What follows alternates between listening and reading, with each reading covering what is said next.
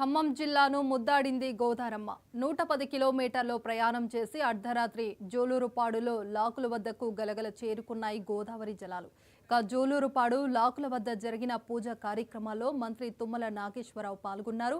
ఇన్నాళ్లు నిరుపయోగంగా ఉన్న సీతారామ కాలువలోకి గోదావరి జలాలు వచ్చి చేరటంతో ఆనందం వ్యక్తం చేస్తున్నారు రైతులు. కమలాపురం పంపు హౌస్ నుంచి మొత్తం 18 గంటల పాటు సీతారామ ప్రధాన కాలువలలో ఉరకలెత్తుతూ పరుగులాడిన గోదావరి జలాలు చిరకాల స్వప్నం చెరవేర్చుతూ 100 కిలోమీటర్లు పారుతూ కృష్ణా ఆయకట్టును తాకాయి. ప్రజల కోరిక, ప్రజలకు ఇచ్చిన మాట నిలబెట్టుకున్నందుకు ఎన్నికల ముందు మాట ఇచ్చిన మాట ప్రకారం వాళ్ళు ఆదరించారు, ఆశీర్వదించారు. ఇందిరమ్మ రాజ్యం వచ్చింది. రేవంత్ రెడ్డి గారు ముఖ్యమంత్రిగా, డిప్యూటీ సీఎం భట్టి విక్రమార్క గారు, తుమ్మల నాగేశ్వరరావు గారు, శ్రీనివాస్ రెడ్డి గారు, ఈ జిల్లాలో రఘురామ్ రెడ్డి గారు, వీరందరూ సహకారంతో ప్రభుత్వం అన్ని రకాలుగా అడిగిన వెంటనే మా యొక్క ప్రతిపాదనని ఆమోదించి గెలిచిన ప్రభుత్వం ఇందిరమ్మ రాజ్యం వచ్చిన 2 నెలలనే పని ప్రారంభించి ఇక రాజవతుల గోదావరి నీళ్ళని వైరా చెరువులో పోవడానికి రాజో లింకు ద్వారా కార్యక్రమాన్ని చేపట్టాం. మీరందరూ కూడా ఆ రోజు శంకుస్థాపన కార్యక్రమంలో మీరు పాలు పంచుకున్నారు. ఉత్తమ్ కుమార్ రెడ్డి గారు, జిల్లా మంత్రులందరూ కూడా. వాళ్ళతో పాటు మన ఆగస్టు నెలలో రాజో లింకు కెనాల్ ద్వారా గోదావరి నీళ్ళని వైరా చెరువులో పోవడానికి మనం ముఖ్యమంత్రి గారితో ఆశ్వాపురం కాడ గోదావరి నది కాడ పంపు ఆన్ చేసుకొని వైరాలో పెద్ద బహిరంగ సభ పెట్టుకొని ఈ నీళ్ళని ఆ రోజే ప్రారంభించాం. చిన్న చిన్న పనులు ఆగిపోవటం వల్ల కొద్దిగా ఆలస్యం అయినప్పటికీ సంవత్సరాల కాలంలో ఇచ్చిన మాట ప్రకారం ప్రజలు ఇచ్చిన అవకాశాన్ని సద్వినియోగం చేయడం కోసం ఇవాళ నీళ్ళని నియోజకవర్గ ప్రజలకి అందుబాటులో తెచ్చిన రోజుగా చాలా సంతోషంగా ఉంది, ఆనందంగా ఉంది.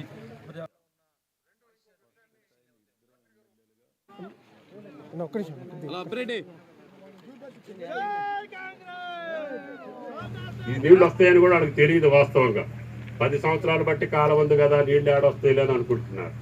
ఈరోజు ఆ నీళ్లు చూసి అనపరెడ్డిపల్లి, అదేవిధంగా ఎర్రగుంట, ఎమ్మటల్లా కూడా రైతులు నీళ్లు పెట్టుకుంటున్నారంటే ఆనందం వేసింది.